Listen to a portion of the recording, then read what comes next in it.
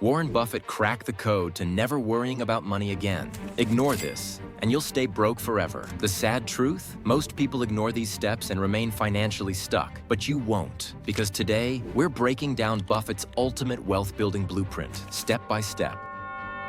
The first key to never struggling with money again? Think like an investor, not a consumer. Most people work for money. Buffett?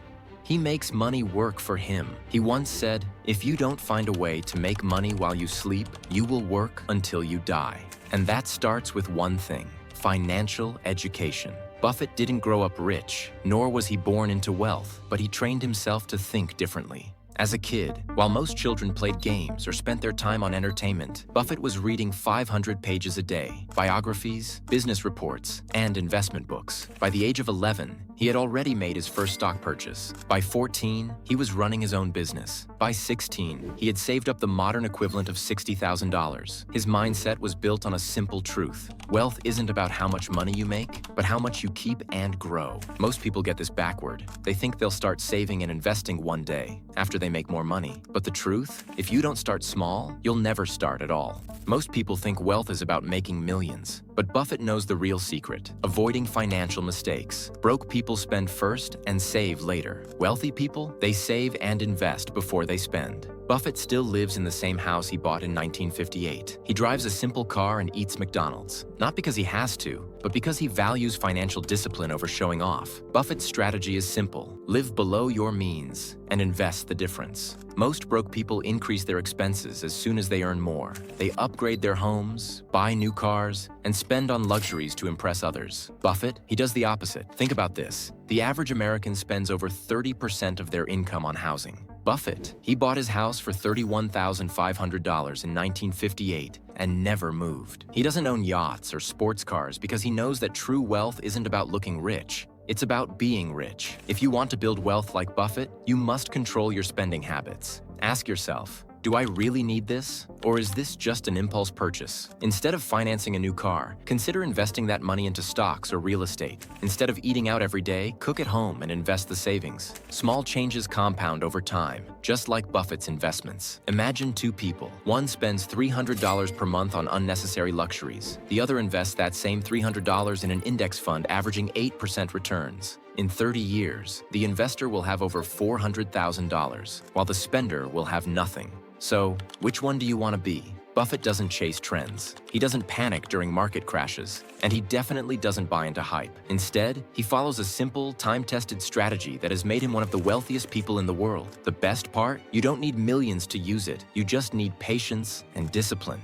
Buffett's investment philosophy can be summed up in 3 simple rules. Buy great companies at a fair price. Hold them for decades. And let compound interest make you rich. Most investors spend their time trying to time the market, buying when prices are low and selling when they're high. But Buffett does the opposite. He buys and holds for decades, allowing the natural power of compounding to grow his wealth exponentially. Buffett doesn't just buy any stock. He looks for businesses with strong fundamentals. He believes that the stock market is like a voting machine in the short term, reacting to news, hype, and emotions. But in the long run, it's a weighing machine, reflecting a company's true value. So, how does he decide which stocks to buy? He looks for 4 key things. First, a strong competitive advantage. He invests in businesses that dominate their industry, companies like Coca-Cola, Apple, and McDonald's, because they have staying power. Second, consistent earnings growth. Buffett avoids companies with unpredictable profits. If it hasn't shown steady growth for at least 10 years, he's not interested. Third, strong leadership. He looks for CEOs who know how to reinvest profits wisely. He once said, "I buy companies so good that even an idiot could run them because sooner or later, one will."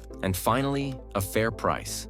Even the best company can be a bad investment if you overpay. Buffett waits patiently for moments when a great business is undervalued, often during market downturns. For example, in 2008, while most investors were panicking and selling, Buffett was buying shares of strong companies like Goldman Sachs at a discount. Years later, those investments paid off massively. Buffett is famous for saying, "The stock market is a device for transferring money from the impatient to the patient." Instead of constantly buying and selling, he follows a buy and hold strategy. This means he holds on to his investments for decades, letting them compound over time. One of his best-known investments is Coca-Cola. In 1988, he bought Coca-Cola stock when it was undervalued. Today, those shares have increased more than 10 times in value.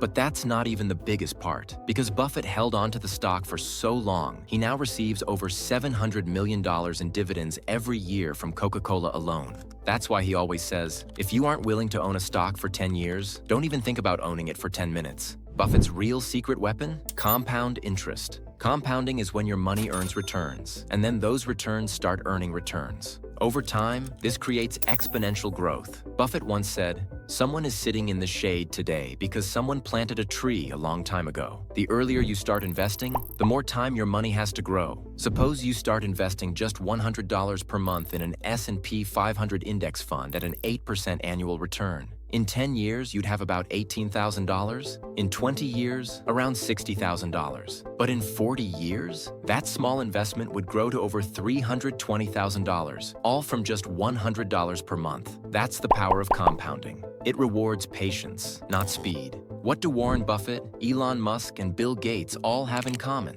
It's not just their billions, it's their habit of constant learning. They read a lot. Buffett has often said that he spends 80% of his day reading. That's right. While most people are busy chasing quick wins, Buffett is absorbing knowledge. He believes that the more you learn, the more you earn. Buffett himself once said, "The best investment you can make is in yourself." Unlike stocks, real estate, or businesses, the knowledge you gain can never be taken away from you. It gives you an edge, an unfair advantage in life. Take Elon Musk, for example. He didn't go to school to learn how to build rockets. He taught himself by reading books about aerospace engineering. Now he runs SpaceX, one of the most advanced rocket companies in the world. Mark Cuban, he reads for 3 hours a day. Oprah Winfrey, she attributes much of her success to books. Charlie Munger, Buffett's right-hand man, he believes in lifelong learning, saying, "Develop into a lifelong self-learner through voracious reading. Cultivate curiosity and strive to become a little wiser every day." One book changed Buffett's life forever, The Intelligent Investor by Benjamin Graham. It taught him the foundation of value investing, the strategy that made him a billionaire. So, if you want to follow in his footsteps, start by reading the right books. Here are a few Buffett-approved recommendations. The Intelligent Investor by Benjamin Graham. The Bible of Value Investing. Business Adventures by John Brooks. Bill Gates called this the best business book he's ever read. Poor Charlie's Almanac by Charlie Munger. A deep dive into Munger's mental models for thinking better. The Psychology of Money by Morgan Housel. Essential for understanding how people behave with money. I will leave the Buffet's book recommendations in the description below for your reference. Please check this out. Warren Buffett hates bad debt. He once said, "If you're smart, you're going to make a lot of money without borrowing." And he meant it. He has never relied on credit card debt, personal loans, or high-interest borrowing. Why? Because debt is a wealth killer. Most people don't realize how much debt is draining their wealth. Take credit cards, for example. The average American carries a balance of over $6,000 in credit card debt, with an interest rate of around 20% or more. That means if you only make the minimum payment, you could be paying thousands just in interest over the years. Now, not all debt is bad. Buffett isn't against using debt wisely. There's a difference between good debt and bad debt. Good debt is used to buy things that appreciate in value, like real estate or starting a business. Bad debt is used to buy things that lose value, like luxury items, expensive gadgets, or vacations on credit. A mortgage for a home, a loan to start a profitable business. Those can be smart moves if managed correctly. But credit card debt, high-interest personal loans, or financing a lifestyle you can't afford, that's a trap. Before you go, check out our next video, which is another powerful investment strategy that you need to know. Click the video to watch now.